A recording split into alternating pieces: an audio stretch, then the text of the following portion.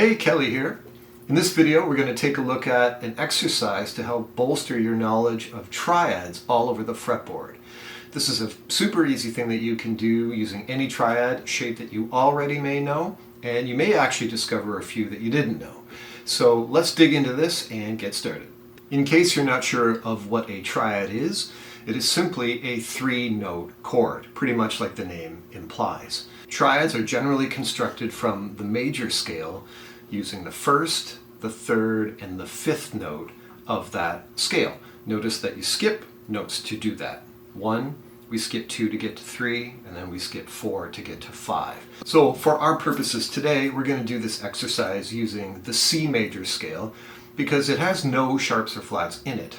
We'll run into sharps and flats along the way, but just so we have a clean slate before jumping into it, we're going to use the C major scale. C, D, E, F, G, A, B, and C. And we're going to target notes 1, C, 3, which is E, and 5, which is G. So all of the triads we're going to be looking at today will involve those three notes and alterations of those three notes. As you can probably already tell, we're going to be talking a lot about very specific notes in this video.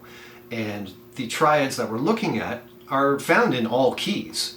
Now, we're dealing with the key of C major right now, but if you wanted to be able to fluently take these triad ideas and apply them to any other key that comes to mind, you're going to need to know those keys really, really well. So for that purpose, I have a PDF that you can download called Total Recall, 2 Steps to Major Key Mastery. And it shows the 2 very simple steps that I used to recall all of the notes of any key to allow all this chord work and scale work to happen much more easily. Check it out in the description below, and let's get to it.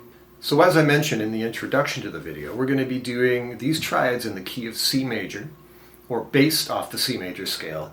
And as I outlined, we have C as the 1, we have E as the 3rd, and we have G as the 5th. Now, when we're going to play these as triads, they all need to be on separate strings in order to hear them as a chord or hear them harmonically. So let's move this over here. We're going to have C on the 3rd string, 5th fret, E on the 2nd string, 5th fret, and we'll do G on the 1st string, 3rd fret. So here is a C major chord. This is 1, 3, and 5 of a C major scale. C, D, E, F, G, A, B, C. So the C, the E, and the G are the 1, the 3, and the 5. Now, there are several other triads. You have a minor triad, you have augmented, you have diminished, you have sus2 and sus4. And what this exercise entails is starting with just the major triad, and then what we're going to do is we're going to convert it to all of the other triads by changing only what we need to change. So for example, a major chord is 1, 3, 5, and that's literally what we have here from low to high. We have the 1 here, next note up will be the 3rd, and the 5th is here.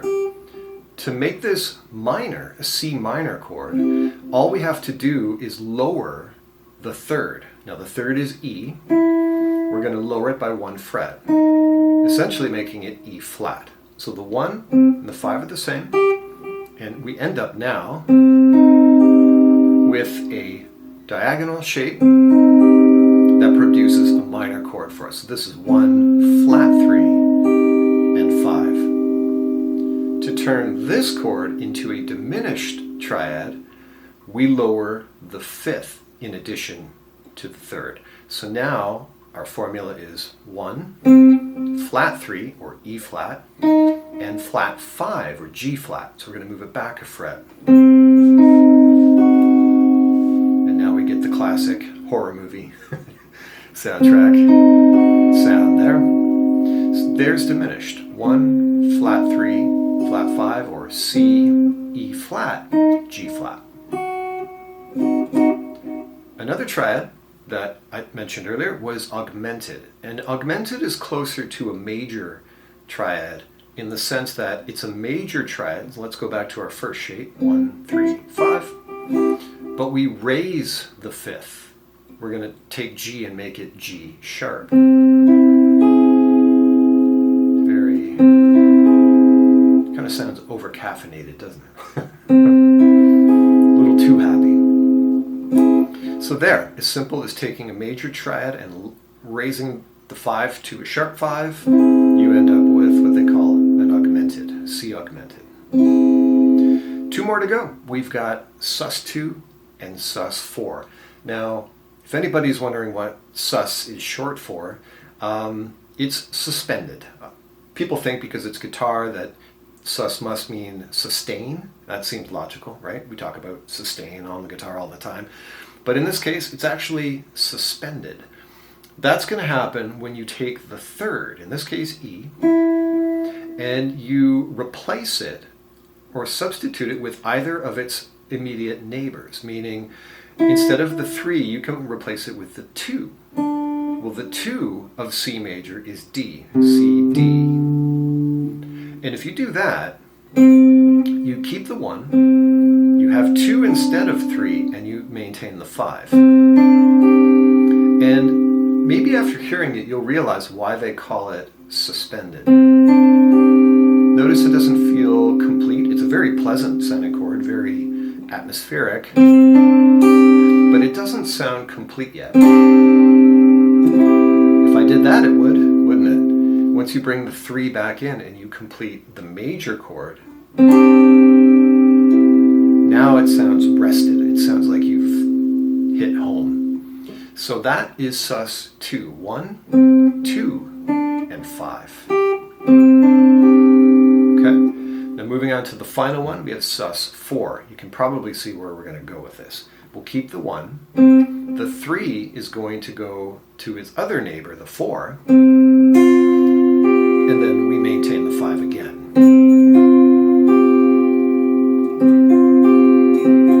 And notice you get a very similar floating, unresolved kind of effect there. Again, very nice chord to listen to, but it begs to resolve to the major, in this case the major. The 4 wants to go to the 3. So there we have our triads. Major, flat the 3 and you make it minor,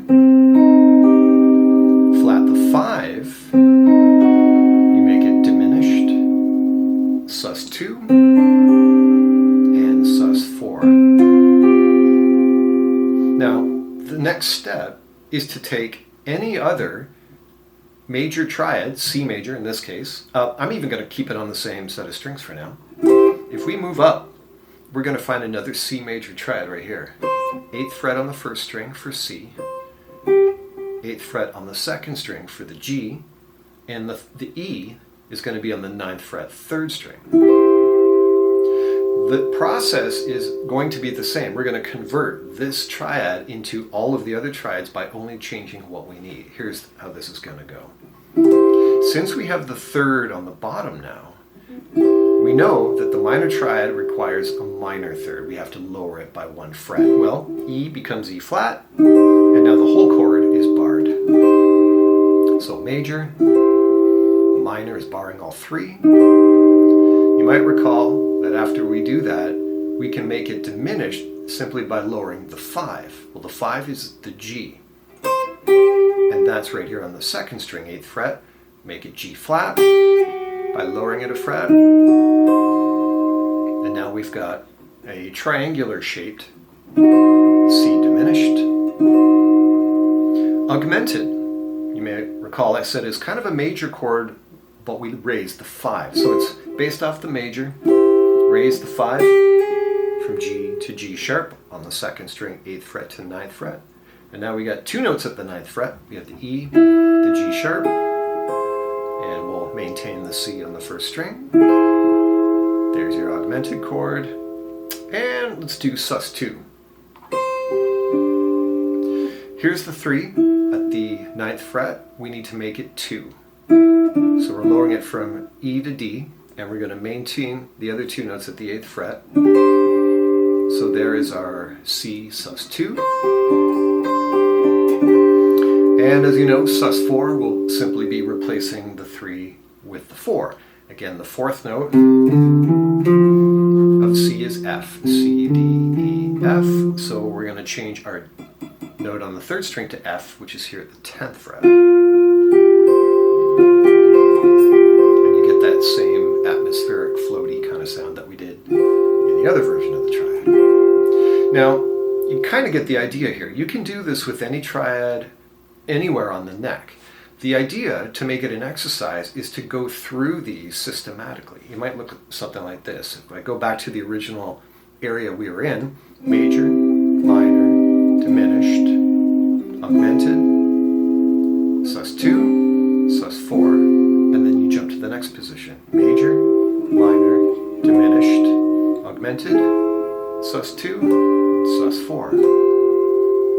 You can do this, like I said, anywhere on the neck. If our triad is down here, keep in mind I have a 7-string guitar, so ignore that string for now. I'm on the 8th fret, 6th string, and my C major triad is C on the bottom, E on the 7th fret, 5th string, and 5th fret on the 4th string for the G major. Minor is lowering the 3rd. Diminished is additionally lowering the 5.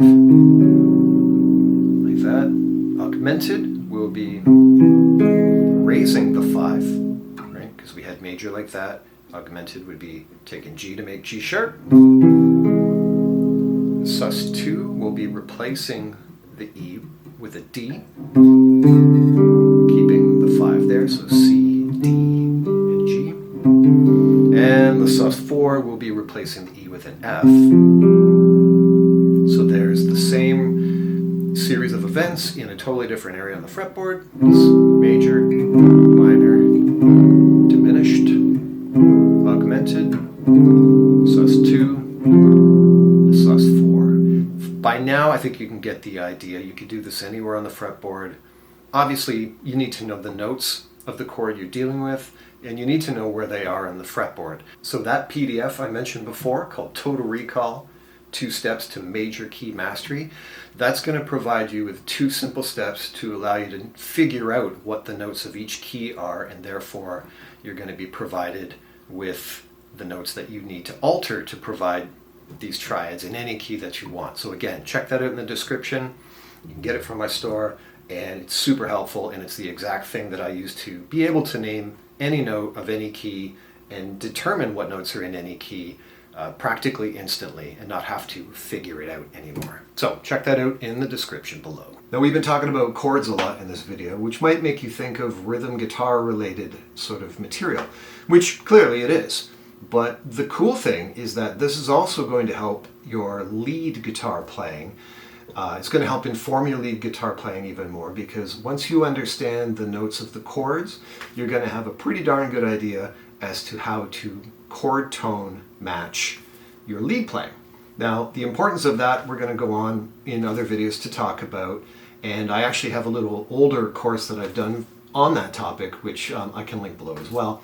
But just so you know, this isn't going to be just purely a rhythm guitar series of videos. This stuff is going to directly relate to your lead guitar playing and your note choice. So check this stuff out. Let me know if you have any questions in the comments, by all means, and I will see you on the next video.